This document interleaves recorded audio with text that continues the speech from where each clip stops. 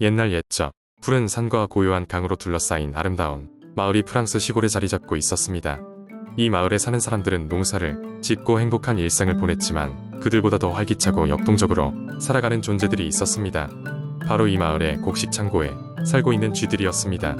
그 중에는 특히 용감하고 호기심 많은 생쥐 이름하여 미셸이 있었습니다. 미셸은 크기는 작았으나 큰 꿈을 품고 있었습니다. 어느 날 미셸은 마을 전설로만 전해지던 치즈의 왕국 이야기를 듣게 되었습니다. 이 치즈의 왕국은 아득한 산 너머의 숲속에 위치해 있으며 세상에서 가장 맛있는 치즈들이 가득하다는 것입니다. 미셸은 이 이야기를 듣자마자 모험에 대한 욕망이 불타오르기 시작했습니다. 만일 내가 그 치즈의 왕국을 찾아간다면 우리 마을의 모든 쥐들이 배불리 먹을 수 있을 거야. 그렇게 결심한 미셸은 친구들에게 자신의 계획을 이야기했습니다. 하지만 많은 쥐들은 그것이 너무 위험하다고 말리기만 했습니다. 그러나 미셸은 포기하지 않았습니다. 그는 단단한 결심을 하고 여행을 차근차근 준비했습니다. 며칠 후 미셸은 작은 배낭에 약간의 식량과 등반, 장비를 챙기고 이른 새벽에 모험을 떠났습니다. 그의 여행은 쉽지 않았습니다. 산을 오르내리며 척박한 길을 지나야 했고 심지어 숲속에서는 맹렬한 올빼미와 위험한 여우들을 피해 다녀야 했습니다. 그렇게 며칠을 계속해서 이동하던 미셸은 마침내 숲 가장자리에 험준한 산에 도착하게 되었습니다. 높은 절벽을 보며 잠시 주저했지만 미셸은 다시 한번 그 결심을 떠올렸고 힘을 내어 절벽을 오르기 시작했습니다. 결국 미셸은 산 정상에 도달하게 되었고 놀랍게도 그곳에 실제로 황금빛성이 자리하고 있었습니다. 치즈의 왕국이었습니다. 왕국의 문을 조심스럽게 두드리자 친절한 고양이 경비병이 응대를 해주었습니다. 미셸은 자신의 여행 이야기와 왜 이곳에 오게 되었는지를 설명했습니다. 그의 용기와 사랑에 감명받은 치즈 왕국의 왕은 기꺼이 자신들의 비밀 레시피로 만든 특별 치즈를 미셸에게 주기로 결정했습니다. 그뿐만 아니라 그 치즈는 결코 없어지지 않는 마법으로 만들었기에 마을의 모든 쥐들이 영원히 배불리 먹을 수 있게 되었습니다. 미셸은 그 고마운 치즈를 가져와 마을로 돌아왔고 그의 놀라운 여행 이야기는 마을 쥐들 사이에서 전설로 전해지게 되었습니다. 이제 누구나 미셸이야말로 용기와 꿈의 상징이라며 그를 칭송했습니다. 그리고 그 이후로 마을은 평화와 풍요로움 속에서 행복한 날들을 이어갔다고 합니다.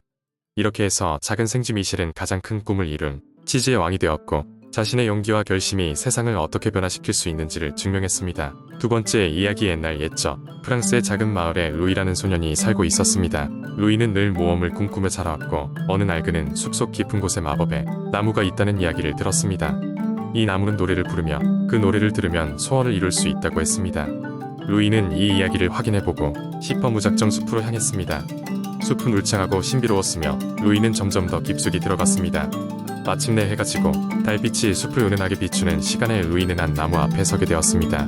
그날의 주인공은 바로 노래하는 마법의 나무였습니다. 그 나무는 넓은 잎사귀 아래에서 고요히 빛나며 부드러운 멜로디를 내뱉고 있었습니다. 루이는 마법의 나무에 감동하여 그 소리를 가만히 들었습니다. 그 순간 나무가 말을 걸었습니다. 소년이여, 너의 소원은 무엇이냐? 루이는 잠시 고민하다가 대답했습니다. 저는 이 마을을 행복하게 만들고 싶어요. 모두가 웃을 수 있는 그런 곳으로요. 나무는 살짝 흔들리더니 노래를 더욱 크고 선명하게 불렀습니다. 그 노래는 순식간에 마을 전체를 감싸 안으며 마을 주민들의 마음속에 스며들었습니다. 사람들은 이유도 모른 채 웃음을 짓기 시작했고 마치 걱정과 슬픔이 모조리 사라진 듯한 느낌을 받았습니다. 마술이 풀리자 루이는 변화를 확연히 느낄 수 있었습니다. 마을은 환한 웃음과 기쁨으로 가득 차 있었고 평화로운 분위기가 계속되었습니다. 마을 사람들은 서로를 더욱 아끼고 도우며 살아갔습니다. 루이는 마법의 나무를 떠나며 감사의 인사를 전했습니다. 정말 고마워, 나무야. 우리의 삶이 이렇게 변할 줄은 몰랐어. 나무는 조용히 나지막이 웃으며 대답했습니다. 언제나 선한 마음을 지니고 있으렴. 진정한 행복은 내 마음속에서 시작되니까.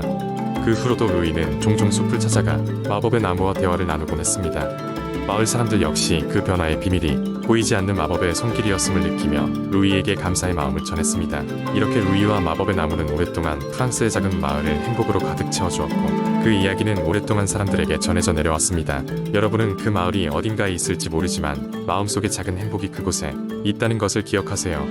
세 번째 이야기, 옛날 옛적 프랑스의 작은 마을 르클레어에는 루센이라는 젊은 농부가 살고 있었습니다.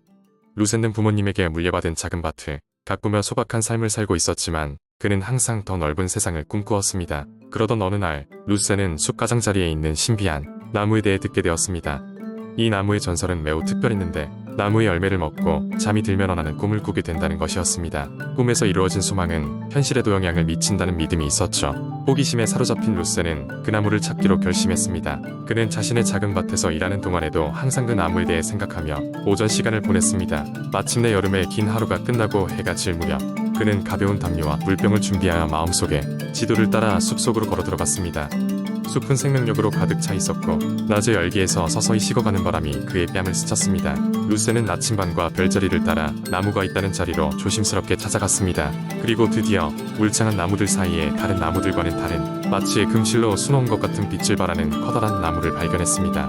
그 나무는 절대적으로 매혹적이었습니다. 루세는 천천히 다가가 가지 하나를 따서 그 열매를 손에 쥐었습니다.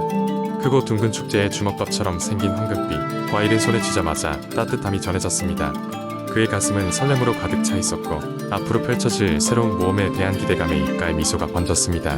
루세는 숲속에 자신이 아늑하다고 느끼는 쪽에 담요를 펴고 누웠습니다. 달빛이 은은하게 비추는 가운데 그는 그 숲의 수호신에게 조용히 경의를 표한 후 황홀한 과일을 한 입 베어 먹었습니다. 과즙은 달콤하고 씹을 때마다 환상의 경계가 흔들리는 듯한 기이한 기운이 퍼져나왔습니다. 먹은 지 얼마 지나지 않아 루세는 깊은 잠에 빠져들었고 그러자마자 그는 꿈속에서 전혀 다른 프랑스를 걷고 있었습니다.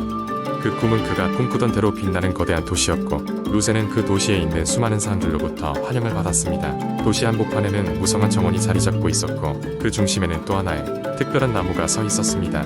그 나무 역시 황금빛으로 빛났지만 그 열매는 그의 인생에 대한 무한한 선택을 제시했습니다. 루세는 열매들을 하나하나 손에 쥐어보며 어떤 미래가 자신에게 가장 합당한 것인지에 대해 진지한 고민을 시작했습니다. 그 나무는 루센에게 놀라운 통찰력을 가져다 주었고 드디어 그의 미래가 어떤 모습일지 직감할 수 있었습니다. 그는 어느새 도시의 발전에 그의 손길이 기여하고 있다는 것을 느꼈습니다. 새로운 농업 기술의 도입, 풍성한 수확, 그리고 더 나은 삶을 위한 혁신에 대한 그의 열정이 꿈의 도시에 그대로 반영되었습니다. 눈부신 몽환의 끝에서 루세는 서서히 눈을 떠 자신이 다시 숲에 있는 것을 깨달았습니다. 그는 흙내음 가득한 땅과 익숙한 바람 소리를 느끼며 자신이 꿈에서 돌아왔다는 것을 인식했습니다. 그러나 그 꿈이 단순한 환상이 아님을 깨달았습니다.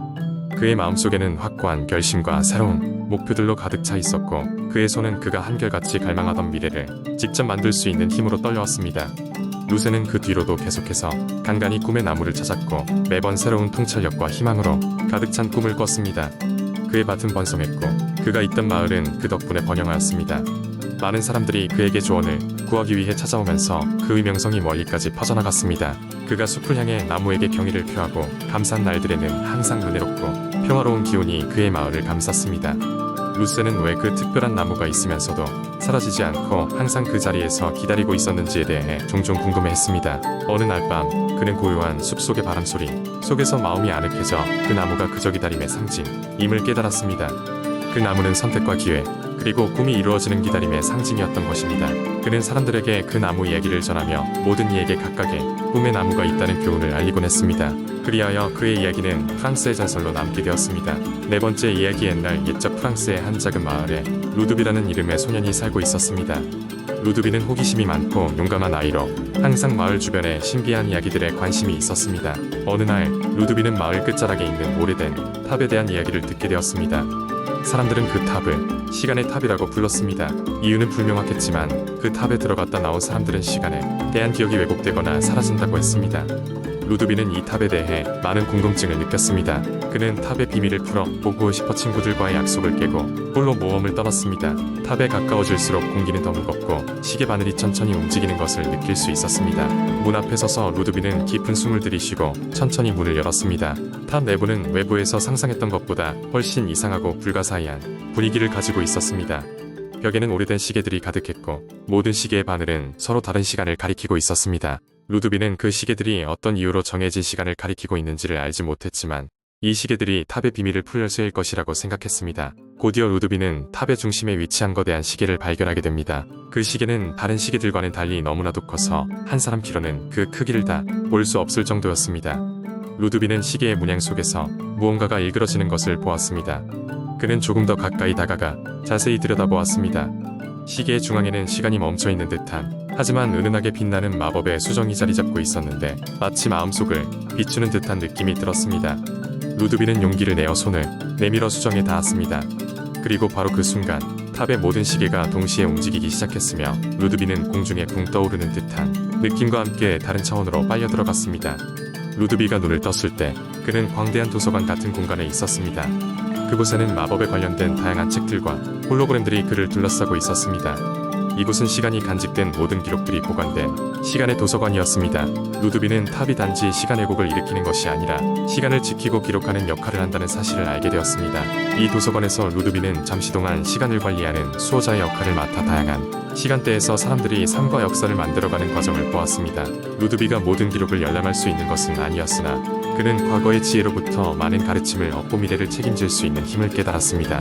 루드비는 수호자로서의 짧은 임무를 마치고 현실로 돌아왔는데 그가 탑의 밖으로 나왔을 때는 겨우 몇 분밖에 지나지 않았습니다. 그는 외부의 시간대가 다르게 작용하고 있다는 것을 느꼈습니다. 밖에서 친구들이 그를 기다리고 있었고 루드비는 그들에게 모험의 이야기를 들려주었습니다. 이후로도 루드비는 사람들에게 시간이 가지는 의미와 그것을 지키기 위한 중요성을 전하며 새로운 탐험과 배움의 여정을 이어갔습니다. 그리고 탑은 여전히 그 자리에서 빛나고 있었으며 언젠가 다시 수호자를 부를 준비를 하고 있었습니다. 그 후로 루드비는 마을의 역사와 신비한 이야기들에 대해 많은 글을 남겼고 그를 따르는 수많은 후손들이 그의 이름을 기억하며 시간의 탑 주위에서 살아갔습니다. 이 이야기는 시간이 가진 힘과 그것을 지키고 관리하는 것이 얼마나 중요한지를 알려주는 프랑스의 오래된 동화로 사람들 사이에 길이길이 전해졌습니다.